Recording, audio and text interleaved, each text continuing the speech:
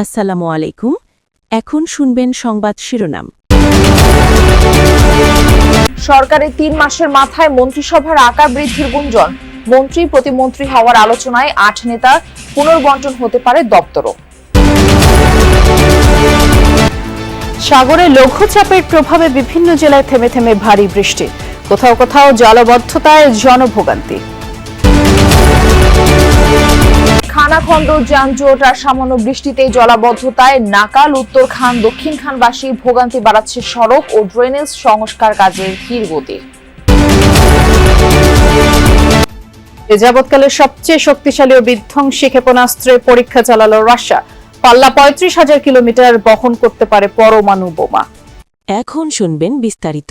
জোরালো হচ্ছে মন্ত্রিসভার আকার বাড়ানোর গুঞ্জন। এই প্রসঙ্গে যমুনা টেলিভিশনের প্রশ্নের জবাবে প্রধানমন্ত্রীর রাজনৈতিক উপদেষ্টা ও দলের স্থায়ী কমিটির সদস্য নজরুল ইসলাম খান বলেছেন, স্বাভাবিক প্রক্রিয়ার অংশ হিসেবে মন্ত্রিসভায় রদবদল আসতে পারে, তবে আকার কেমন হবে কিংবা কবে নাগাদ সিদ্ধান্ত চূড়ান্ত হবে তার সুনির্দিষ্ট তথ্য জানাতে রাজি হননি বিএনপি নেতারা।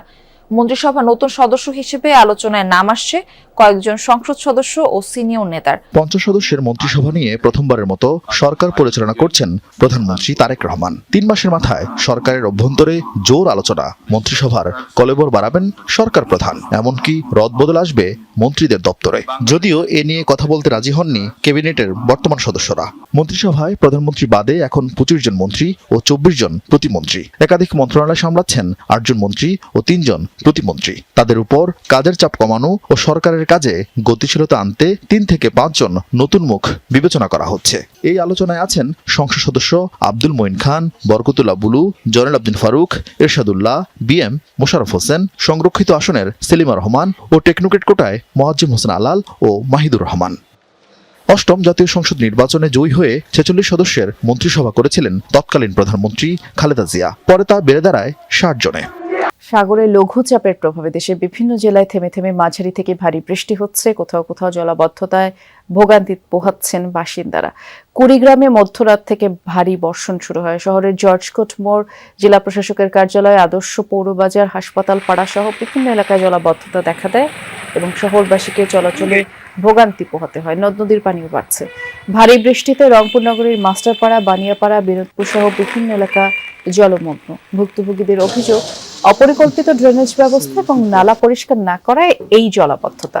টানা বর্ষণে শেরপুর শহরের চকবাজার, মাধবপুর, রাজবল্লভপুর সহ বিভিন্ন এলাকায় পানি জমে। সড়ক তলিয়ে যায়, বাসিন্দাদের চরম দুর্ভোগ পোহাতে হয় এবং আগামী কয়েকদিন রংপুর, রাজশাহী, ময়মনসিংহ, সিলেট বিভাগের বিভিন্ন জেলায় মাঝারি থেকে ভারী বৃষ্টির পূর্বাভাস দিয়েছে আবহাওয়া অধিদপ্তর। কুড়িগ্রামে মধ্যরাত থেকে এখন পর্যন্ত ১৮৩ মিলিমিটার বৃষ্টিপাত হয়েছে, যার কারণে শহরের প্রধান প্রধান সড়ক সহ সরকারি বিভিন্ন তোমা ঢাকা ২ কোটির বেশি মানুষের আবাস। এই মহানগরে যারা বসবাস করেন, এক এক এলাকায় তাদের উপলব্ধি এক এক রকম। কোথাও পানি বা গ্যাসের সংকট, কোথাও ঘিঞ্জি, যানজট কিংবা চাঁদাবাজি। মহানগরীর বিভিন্ন প্রান্তে ছোট বড় সমস্যা, নাগরিক ভোগান্তি নিয়ে ধারাবাহিকভাবে আমরা তুলে ধরছি কেমন আছি ঢাকায়। আজ থাকছে উত্তরখান ও দক্ষিণ খানের খানাখন্দ, যানজট আর সামান্য বৃষ্টিতে জলাবদ্ধতার খবর। এমনিতেই এই এলাকায় দুর্ভোগে শেষ নেই বাসিন্দাদের। নতুন করে ভোগান্তি বাড়িয়েছে বিভিন্ন সড়ক সংস্কার ও ড্রেনেজ ব্যবস্থার সংস্কার কাজ। শীত, গ্রীষ্ম, বর্ষা ঋতু পরিবর্তন হলেও সড়কের এই করুণ চেহারা যেন বদলায় না। শুকনো মৌসুমে ধুলোর রাজ্য আর বাকি সময়ে কাদা পানিতে চলাচল দায়। অথচ এই পথের দুপাশেই কয়েকটি স্কুল, কলেজ, মসজিদ আর গণকবরস্থান। কিছু দূর এগুলেই দক্ষিণখান থানা। খানাখন্দের এই সড়ক ধরে কয়েক হাজার মানুষের নিত্য যাতায়াত। একই চিত্র এয়ারপোর্ট রোডের পশ্চিমের এলাকা বাউনিয়ায়। ২০১৬ সালে সিটি কর্পোরেশনে অন্তর্ভুক্ত হয়েছিল এই এলাকা, কিন্তু বছর জুড়ে সড়ক খোঁড়াখুড়ি আর সৃষ্ট জলাবদ্ধতায় নাকাল স্থানীয়রা। দক্ষিণখান ও উত্তরখান সহ ডিএনসিসিতে নতুন যুক্ত হওয়া ১৮টি ওয়ার্ডের উন্নয়নে ২০২২ সালে একটি প্রকল্প নেওয়া হয়, কিন্তু আজও সেই প্রকল্পের কাজ শেষ করতে পারেনি কর্তৃপক্ষ। দীর্ঘদিন পর এই অঞ্চলে শুরু হয়েছে উন্নয়ন প্রকল্প, তবে সেই উন্নয়নের ফলে খুশির পরিবর্তে চরম দুর্ভোগ নিয়ে এসেছে এই অঞ্চলের মানুষের মাঝে। তারা বলছেন এর অন্যতম কারণ প্রকল্পের ধীরগতি। জনভোগান্তি কমাতে ঘনবসতিপূর্ণ এলাকায় উন্নয়ন প্রকল্পগুলো সর্বোচ্চ অগ্রাধিকার দিয়ে দ্রুত শেষ করার তাগিদ এই নগর পরিকল্পনাবিদের। এত যখন সমস্যা, সমাধানের দায়িত্ব কার?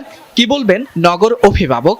ডিএনসিসির নতুন এলাকাগুলোতে উন্নয়ন ত্বরান্বিত করতে নগরবাসীকে নিয়মিত হোল্ডিং ট্যাক্স ও রাজস্ব পরিশোধের আহ্বান জানান ডিএনসিসি প্রশাসক।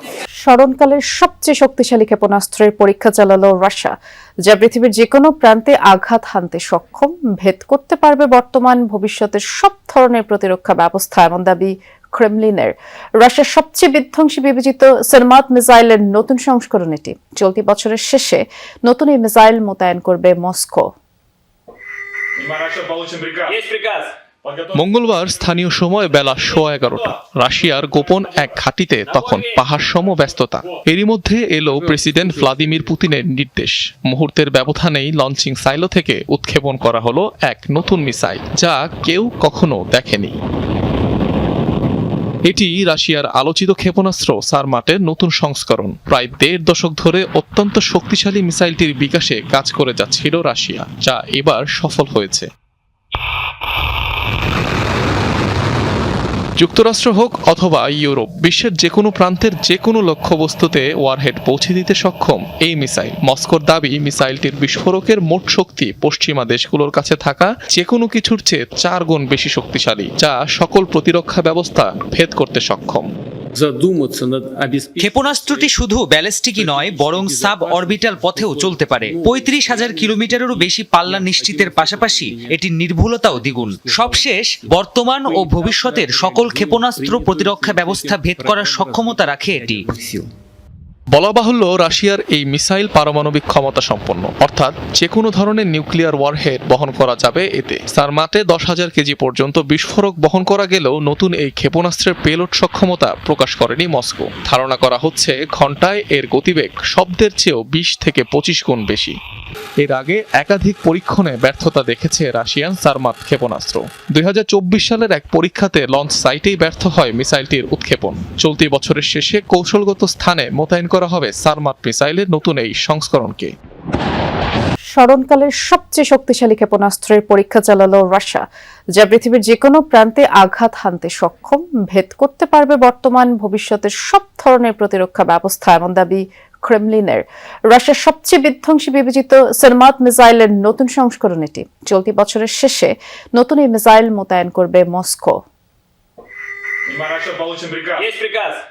মঙ্গলবার স্থানীয় সময় বেলা 11:15 রাশিয়ার গোপন এক ঘাঁটিতে তখন পাহাড়সম ব্যস্ততা। এরই মধ্যে এলো প্রেসিডেন্ট ভ্লাদিমির পুতিনের নির্দেশ। মুহূর্তের